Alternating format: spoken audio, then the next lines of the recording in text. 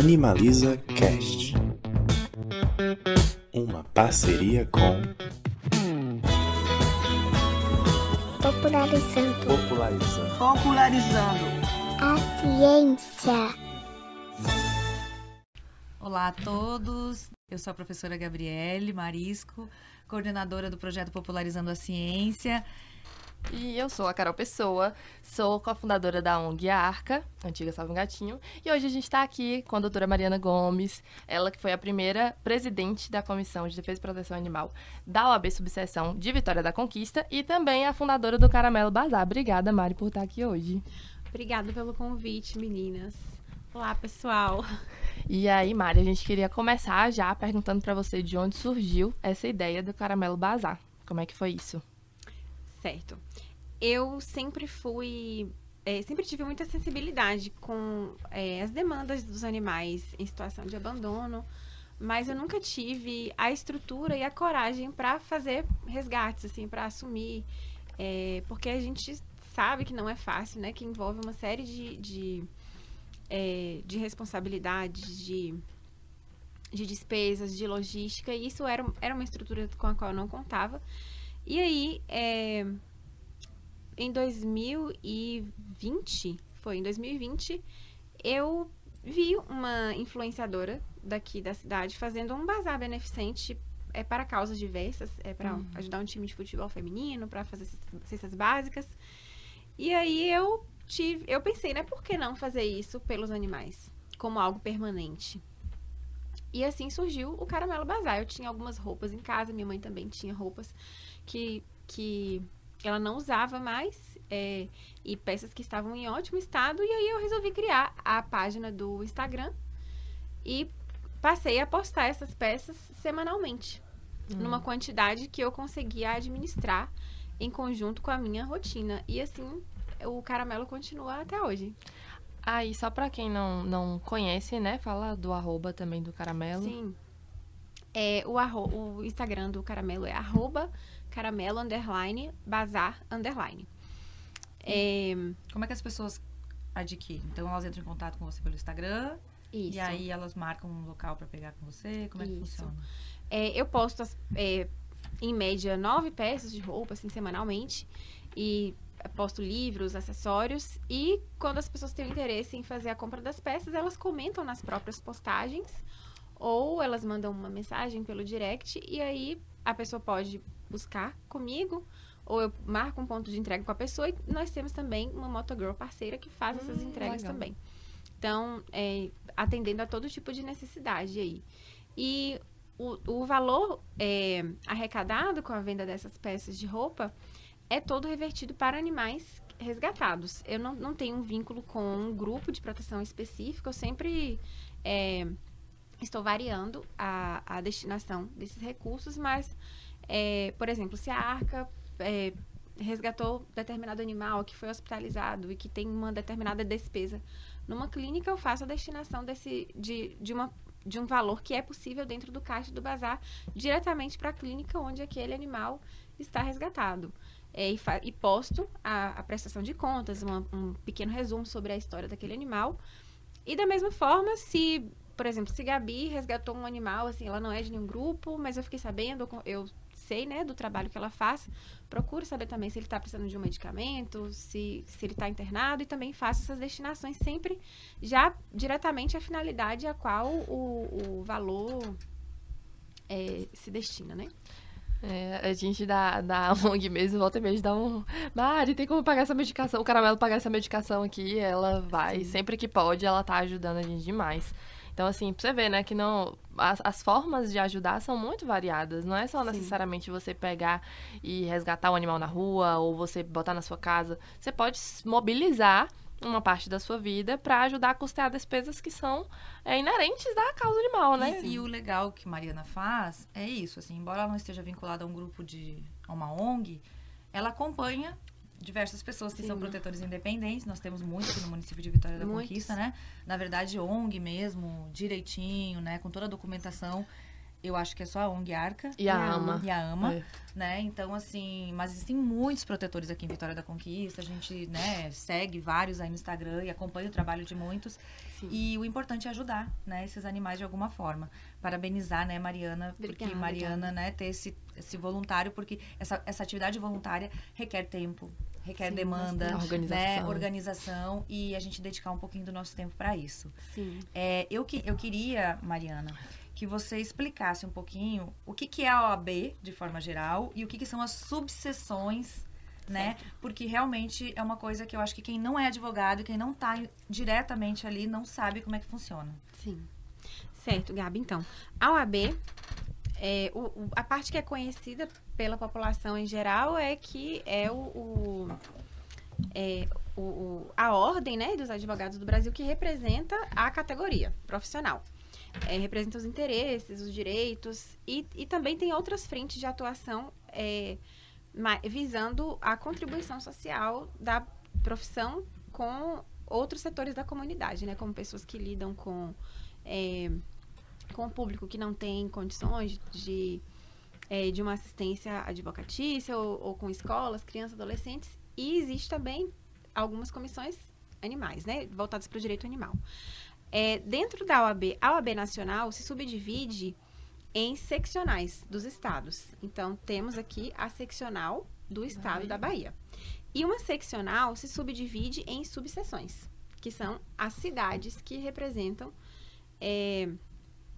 as subseções representam as cidades. Uhum. Nem toda cidade tem uma subseção, mas toda subseção representa todas as representa as cidades do estado. Então, nenhuma cidade fica descoberta. Uhum. Então, temos aqui a subseção de Vitória da Conquista. E dentro dessa subseção, existem comissões que são responsáveis por...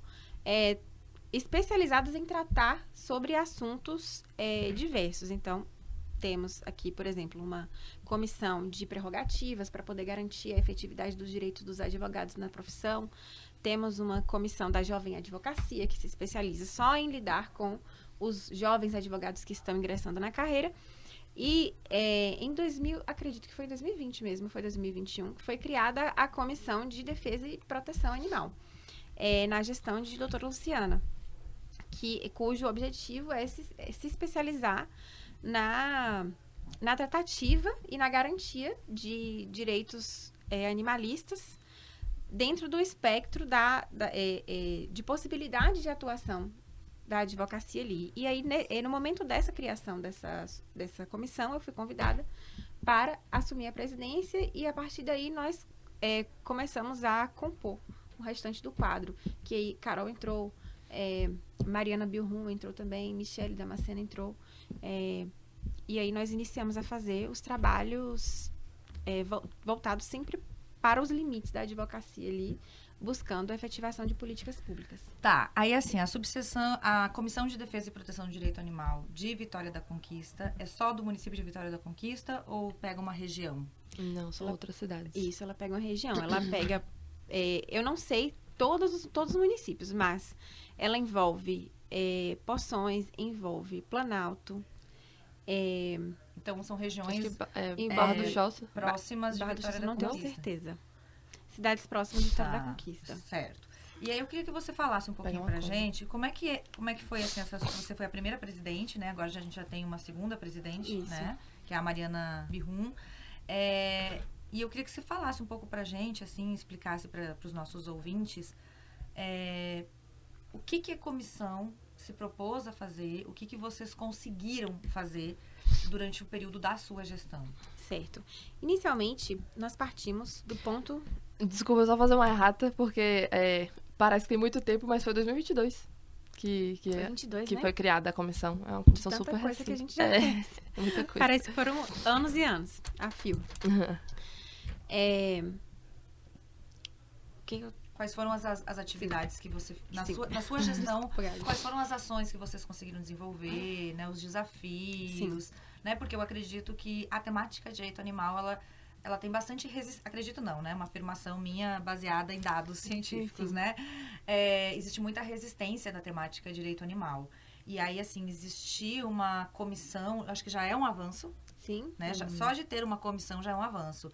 Mas o que vocês conseguiram fazer, né? Desenvolver. Então, como eu havia começado a falar, né, nós partimos do pressuposto de que nós precisávamos mapear qual era a principal problemática que estava impedindo que os casos criminais de maus tratos contra animais não fossem apurados. Porque, naturalmente, como advogadas, essa precisava ser a nossa primeira atuação, né? Nossa primeira preocupação. Porque todo mundo que já se deparou com algum caso de maus tratos contra animais já vivenciou alguma situação que chamou a polícia, ou que procurou a polícia civil, procurou a polícia militar, mas não teve ali um suporte, não teve um andamento naquela demanda, e a gente queria entender por quê. E nós trabalhando também diariamente na rotina forense, nos processos judiciais, é muito raro ver um processo registrado ali, um processo autuado a respeito de um caso de maus tratos como animais, como existe todo dia aí processo de ameaça contra uma pessoa, um processo de furto, enfim. Não é comum se ver um processo de maus tratos. Então, nós buscamos identificar por que isso estava acontecendo, por que essas demandas não estavam sendo apuradas e judicializadas. Porque essa era a primeira resposta que nós precisávamos dar para a comunidade, o primeiro andamento. Então, eu estava conversando com a doutora Janine, uma juíza de justiça restaurativa aqui na cidade, que faz um trabalho muito bonito no projeto Coração de Tinta, e ela deu a ideia de nós fazermos um círculo de construção de paz, que é uma forma de reunir pessoas para uma conversa baseada na escutativa. E assim nós fizemos, nós convidamos todos os representantes de órgãos públicos que deveriam atuar em demandas de maus tratos. Então, juízes criminais, promotor de justiça, comandante da Guarda Municipal, comandante da Polícia Civil, comandante da Polícia Militar, secretária de Meio Ambiente. Então, nós reunimos essas pessoas juntamente com os membros da Comissão de Defesa e Proteção Animal para ouvi-los, para entender do que eles precisavam para que o trabalho deles pudesse ser efetivado quando eles se deparassem com uma demanda de causa animal. E ouvindo essas necessidades, a primeira identificação que nós tivemos foi que os crimes precisam de testemunhas que não estavam sendo fornecidas pelas pessoas que estavam denunciando os crimes. Então, isso foi uma constatação feita pelo coordenador da Polícia Civil. Então, assim, nós fizemos um trabalho educativo de instruir as pessoas a sempre oferecerem nome, endereço, telefone de pessoas para demonstrar a veracidade daquele fato. Assim como juntar provas também, fotos, vídeos. Outra demanda que foi demonstrada pelo juiz criminal. Era necessário ter um local para se destinar aquele animal, caso ele precisasse ser retirado da guarda de quem o maltratou, se fosse um animal doméstico, no caso, né? Um animal comunitário.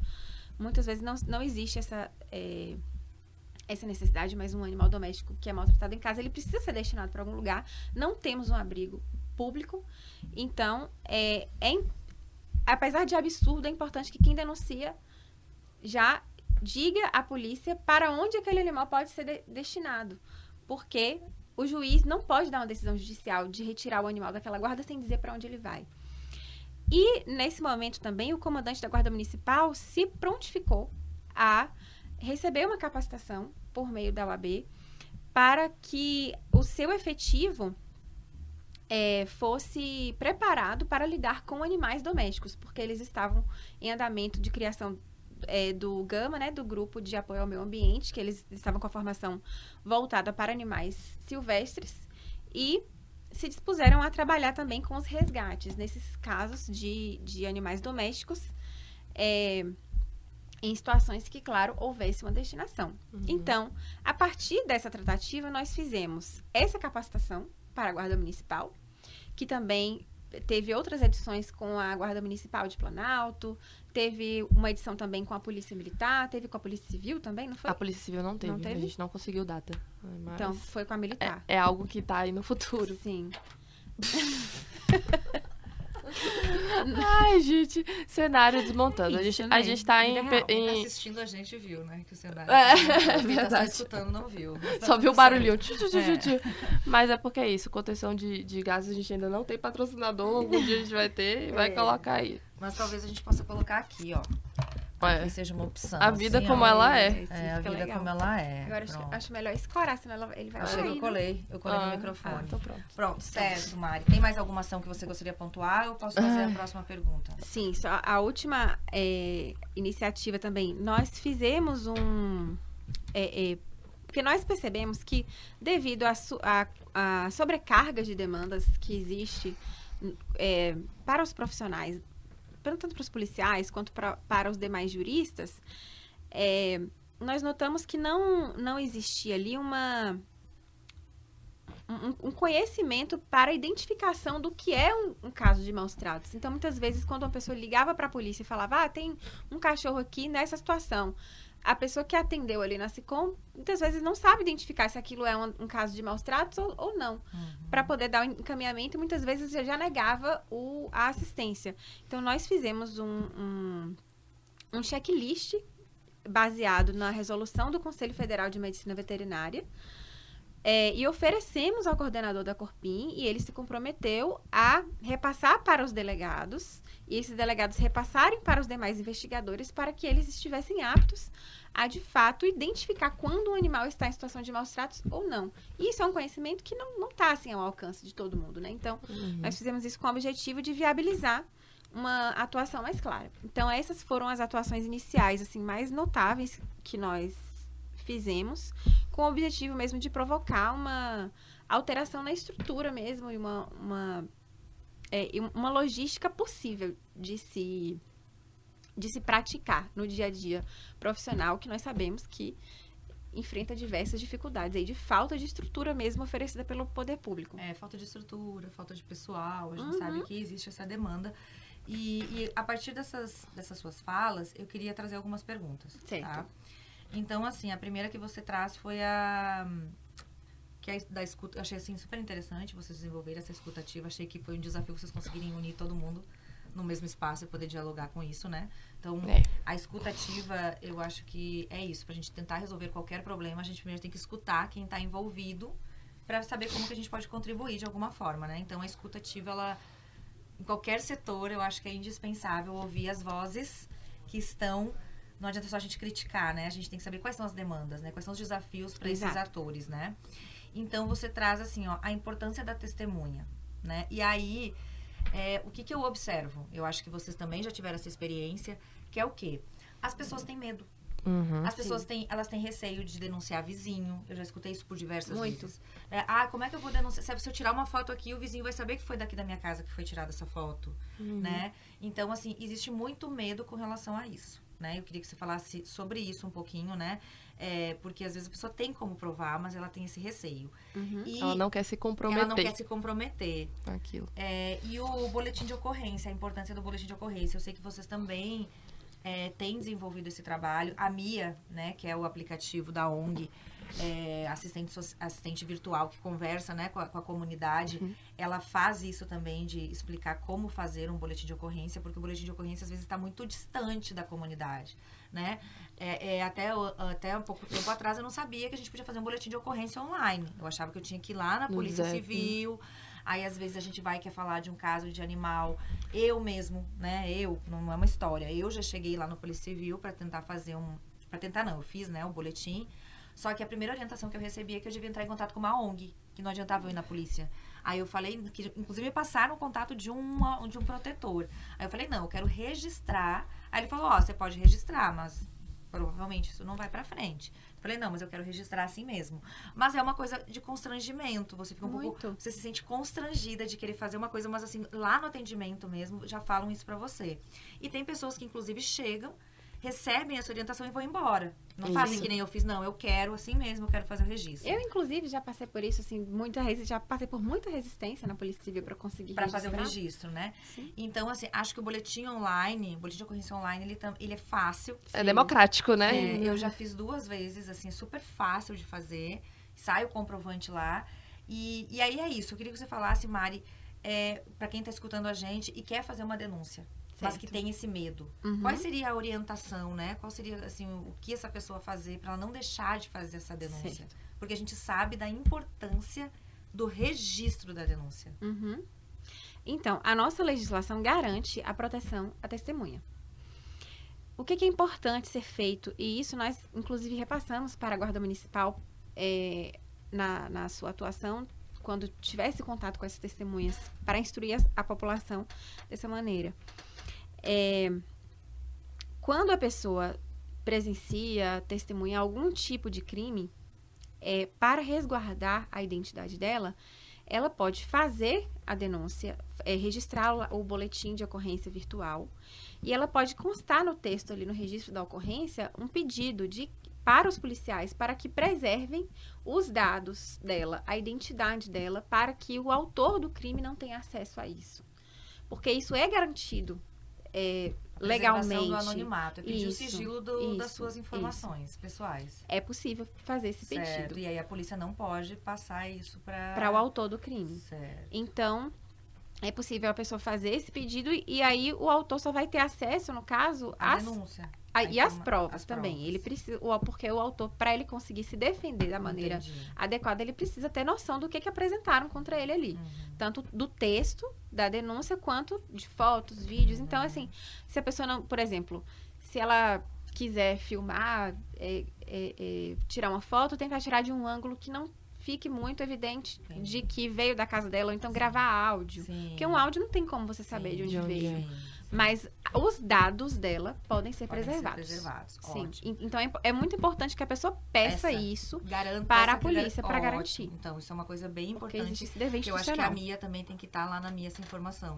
Se você quiser garantir seu sigilo... O que a seja gente lá. tem feito, na verdade, porque assim, na realidade, né, quando teve até uma situação dessa que a gente foi, o cara tinha matado o cachorro, na verdade. E aí a moça tava desesperada, porque ela viu ele matando o cachorro, Nossa. só que tipo, ela não sabia que tava morto ainda, né? Uhum. E ela não queria de jeito nenhum que soubessem que era ela que tava pedindo pra os policiais irem, né? Sim. Então, o que a gente fez? A gente, enquanto ONG, a gente fez o registro, né? No caso, a gente foi atrás de Pode poder... ser feito isso também. Só que acaba sobrecarregando um pouco, porque a gente já tem tantas sim, demandas, né? sim. Mas nesse caso a gente fez. Então, como foi uma prisão em flagrante até depois, eu fui, fiquei lá pra prestar o testemunho lá perante a delegada, né? Mas é algo que a gente tá tentando melhorar por lá também, pra não deixar, não fazer com que as pessoas não deixem de registrar, né? Sim. Para as pessoas terem a sua autonomia também e conhecerem seus direitos, né? A pessoa saber que ela tem, então, garantindo seu sigilo, está, né, no direito na legislação brasileira. E a gente precisa, né, eu quero reforçar que as pessoas precisam denunciar. Sim. Elas precisam denunciar porque esses dados é que vão garantir que a gente mostre, existe demanda no município para que tenha funcionários, de preferência, específicos para esse tema. Sim. Porque hoje a gente sabe o seguinte, a gente não, a resposta que a gente escuta não temos pessoal para atender todas as demandas. A gente vai atender um caso de homicídio contra uma pessoa ou vai atender um caso de maus tratos dos animais. Se eles tiverem que optar, com certeza vão para os homicídios. Mas só que o que acontece? Na lei também tem que maus tratos é crime. Sim. Então, a gente precisa de pessoal. Para ter pessoal destinado para trabalhar com isso, a gente tem que provar que existe demanda. Exatamente. Então, a MIA, um dos motivos da MIA, né, existir, é para que a gente consiga mostrar para o poder público que existe demanda. E aí, eu venho para um segundo ponto que você falou, que eu acho que é extremamente importante, que você falou o seguinte. O juiz, ele precisa encaminhar esse animal para algum lugar. Não existe a possibilidade de a gente fazer a denúncia, só que muitas vezes a gente observa que as pessoas, elas mesmo que o animal esteja num estado muito deplorável, a gente sabe que às vezes não tem situação, tem que tirar mesmo, mas às vezes o que falta é educação, orientação para aquele tutor, né, para aquela família. Sim. E aí eu queria saber o seguinte, nós não temos um abrigo, né, municipal. Só que a gente não pode ignorar o fato de estar acontecendo os maus tratos. Então a gente não poderia que o juiz faça o seguinte, né? Eu estou perguntando mesmo sem conhecimento, mas estou aqui no meio de duas advogadas, então acho que é o momento. Esse juiz, ele não pode dizer o seguinte, emitir lá a sentença dele, eu não sei exatamente qual é o termo, mas a decisão dele de fato, esse animal está passando por condição tal e tal, tal, e esse animal, ele precisa melhorar essas situações. E não teria como esse juiz dizer, esse animal vai ficar aí, mas vai ter um acompanhamento da ONG, da Gama, né? Vai receber uma orientação, uma educação sobre como melhorar esse aspecto e vai ter visitas surpresas para serem acompanhados, e senão a pessoa porque existem leis contra o crime, a pessoa pode ir presa, a pessoa pode, né, existem lá, na lei tá isso. Sim. Não existe essa possibilidade, porque eu fico pensando o seguinte, toda vez que fala, mas não dá pra tirar porque não tem depor, mas aí a gente vai ignorar o fato que o animal tá sofrendo maus tratos, não é mais fácil a gente ir lá, tentar fazer uma educação, conversar com esse tutor, junto com alguém do poder público, Sim. com a Gama, com a Polícia Civil, a gente vai, explica, dá as orientações, a educação, e aí fala, nós vamos vir de novo, fazer essa visita aleatoriamente para acompanhar essa situação. É possível isso? É na possível realidade? com alguns protocolos. Antes mesmo de entrar a atuação do juiz aí, é possível fazer isso até numa esfera municipal, com a Secretaria do Meio Ambiente. Inclusive, nós já fizemos isso. Em determinada situação, nós recebemos uma denúncia de uma cadelinha que era criada dentro de um lava-rápido de carro, de caminhão. E ela estava muito magra, exposta ao sol, a produtos químicos, etc. E nós fomos lá, fizemos a visita junto com a Guarda Municipal e com o fiscal da Secretaria do Meio Ambiente. Nós instruímos esse tutor, porque nós percebemos que havia um interesse em cuidar daquele animal. E a Secretaria do Meio Ambiente fez uma autuação de irregularidade daquela situação. E aí foram feitas, acredito que outras 2 visitas surpresas posteriormente, e foi constatado que aquela cadela realmente havia melhorado de condições. Então, nesse caso aí, nem precisou judicializar. Registramos, porque é importante fazer o registro na polícia para poder ter o controle de números, né, de dados, como você bem ressaltou.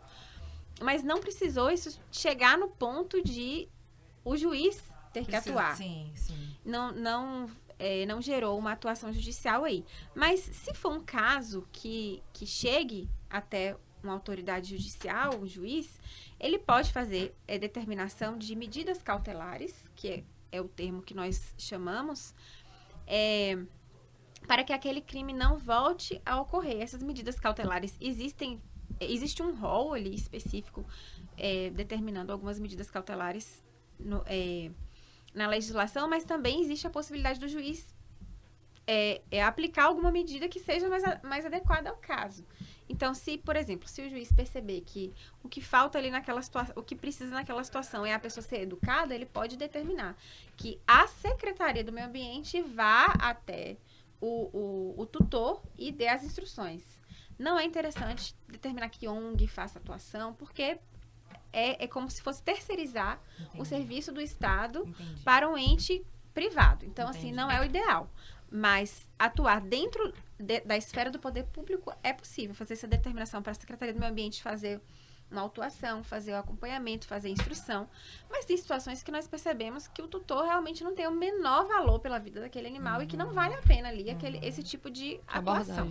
Então, assim, se for constatado que realmente o que carece ali é educação, tranquilamente o juiz pode fazer essa decisão, essa determinação, ou antes mesmo de chegar nele, a Secretaria do Meio Ambiente pode e deve atuar nesse sentido.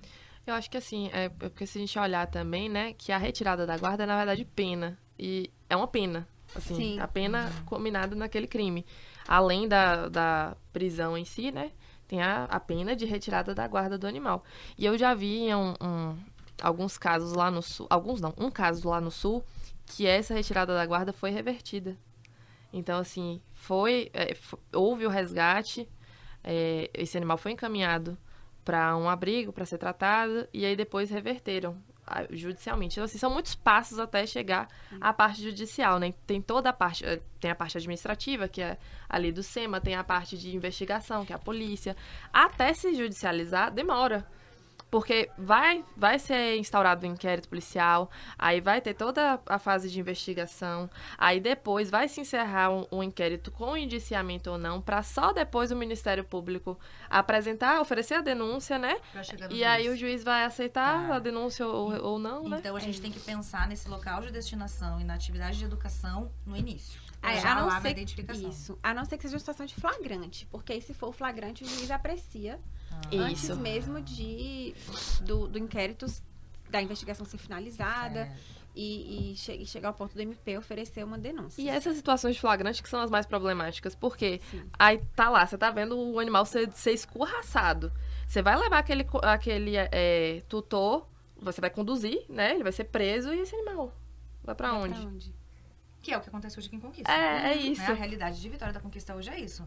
O animal geralmente fica onde? Continua no lugar. Continua Sim. com o A tutor. pessoa vai presa. É pode até- conduzida. ela pode ter ido conduzida lá pra E aí depois polícia, fica como fiel depositário do Pois é, animal, mas- escorraçando o animal. Ou E- seja, pode ser que esse animal ainda receba mais maus tratos ainda por conta da situação que a pessoa passou. Retaliação. A gente vai pra a resposta sincera pra pergunta polêmica por causa do tempo, né? Isso. A gente tinha pensado em uma outra pergunta, mas por conta do tema eu acho que é melhor a gente falar a respeito disso aqui.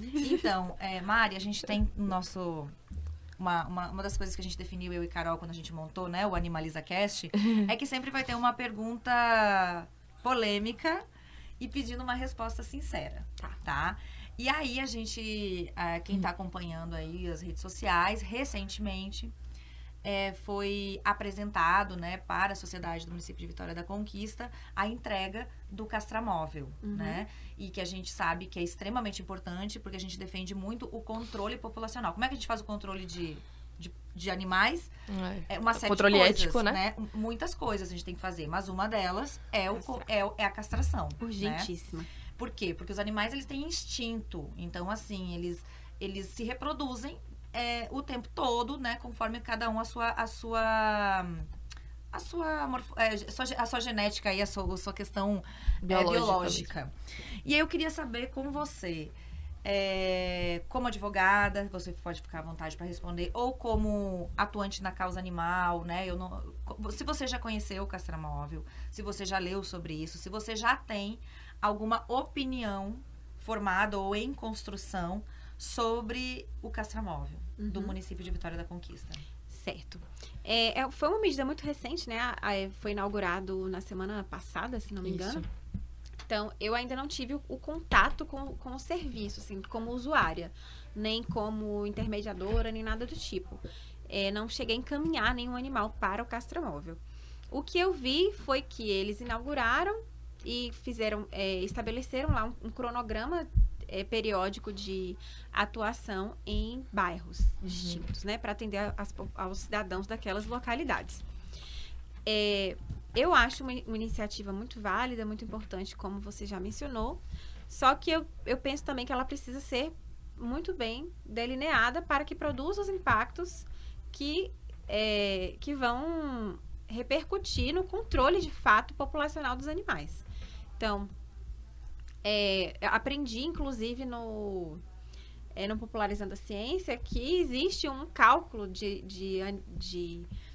baseado na quantidade de animais da população daquela cidade, que é feita uma conta estimativa. para poder saber qual o mínimo de animais dentro de porcentagem daquela totalidade que precisa ser castrado para que a castração faça o efeito mesmo de controle populacional.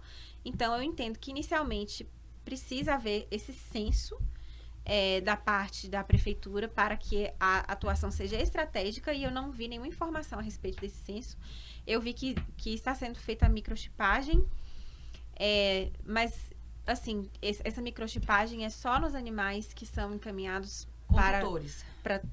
Não, tutores, só os né? animais de rua. Ah, sim, são só os animais Só os de até rua o que são. momento, a informação que eu recebi, né, com a secretária do Meio Ambiente, né? Eles colocaram também no É, Instagram. que Só eles- os animais de rua. Só os animais Estão sendo de rua microchipados. estão sendo Entendi. microchipados. Que eu confesso, eu particularmente, a partir dos meus estudos, eu não vejo muita aplicabilidade para o censo, É, tá? tinha que ser geral, né? Todos. Mas pode concluir sua Sim. fala. Com relação ao censo, eu concordo plenamente. A gente, como você falou assim, é a estratégia. Sim. Né? Eu até estou interrompendo sua resposta. É porque, assim, existe uma questão de verba, mas a gente já vê que a microchipagem ela é indispensável. Ela Sim. precisa acontecer. Ela precisa acontecer. Na verdade, eu lamento muito, porque, por exemplo, quantos animais estão castrados, né? A gente não sabe. Nesse primeiro ciclo, quantos animais já foram castrados? O que eu vi no site foram 56 animais atendidos. Mas assim, chegaram lá, a gente não sabe se foram castrados, porque pelo que a gente viu, as fêmeas vão ser castradas no casa. Então as pessoas levou as fêmeas pra lá, mas não. Pra ir pra uma fila, né? De ir pra uma É. lista aí de uma lista de espera, provavelmente. É. Porque na oportunidade eu estive lá, Vi só os vídeos do espaço, né, do castramóvel, mas estivemos lá, né, semana passada, no bairro... No Convênio 1. No Convênio, e aí a gente observou o quê? Que os animais machos estavam conseguindo ser castrados ali, desde que não tivessem nenhum problema de saúde. Então, assim... Nenhuma feridinha no pé. Nenhuma ferida no pé, né? A gente presenciou um caso que, como o animal tinha uma ferida no pé lá... Que parecia bicho de pé, e falou, ele não, não tem foi que tratar castrado. primeiro e só depois castrar. Que é uma pena também, né? Porque a gente sabe que muitas pessoas... O castramóvel estar no bairro é extremamente importante, porque essas pessoas não vão pagar um Uber, muitas pessoas não têm carro, não conseguem carregar no transporte público esses animais até outros lugares, Sim. né? Então, assim, uma das coisas que eu vi, né, que é uma demanda ainda, é castrar fêmeas e machos, né? E aí tem que ver qual é a técnica que está sendo usada para castração das fêmeas, porque, né, o pós-operatório é mais delicado.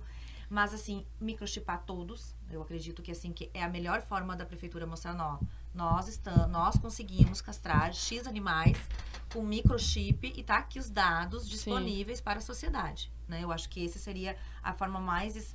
Porque Transparente, mais né? transparente de mostrar, porque aí sim, Mari, a gente vai conseguir começar a construir um censo, né? Construir um censo, no bairro X foram atuados tais ações, tais castrações em X. Então, a gente vai precisar... Porque eu acho interessante isso que eles propuseram, né? Cada final de semana, cada sexta e sábado, eles estão num bairro. Mas o que a gente sabe? Um final de semana por bairro não vai resolver. E, por exemplo, eu, estrategicamente, né? Se eu fosse convidada alguma coisa para dar uma opinião sobre isso, eu ia sugerir o quê? 1 mês em cada bairro. Sim. Eu ia dizer, vão para determinado bairro e fica lá 1 mês. Porque aí vocês vão atender, vocês vão conseguir pensar naquele... Vocês vão conseguir observar animais que Faz estão até na um rua. microcenso, né? Faz um Você recorte. Faz um microcenso daquele bairro, né? 4 finais de semana. Atendendo aquela população, a população consegue se organizar para ir mais vezes. Sim. Às vezes, não sabia que estava tendo, mas vou trazer já no próximo final de semana. Aí pronto, em 1 mês, castrando animais ali que caminham, que passeiam, que são de rua, de fato... Aí você vai conseguir resolver um problema. Por quê? Porque os animais, eles caminham. Mas eles não vão lá do Convênio pro centro. Então, assim, mesmo que você tendo ali, você consegue capturar. E talvez ali você vai ter já um controle populacional melhor. Sim. Né? Porque eu não tô dizendo que não é importante o que está sendo feito. Eu tô falando assim, que talvez a estratégia de ficar mais tempo em um local, você vai conseguir resolver mais problemas que a gente vê. Né, de muitas ninhadas, muitas cachorras no cio, que os cachorros estão atrás, você consegue capturar já resolve aquela questão, né, e eu acho assim que pensar na técnica de fazer para as fêmeas também, porque a técnica é mais invasiva, a gente sabe disso, mas algumas técnicas, elas são bem mais fáceis da recuperação, porque a gente tem que pensar nisso, né, também, porque também tem o tratamento depois e tal.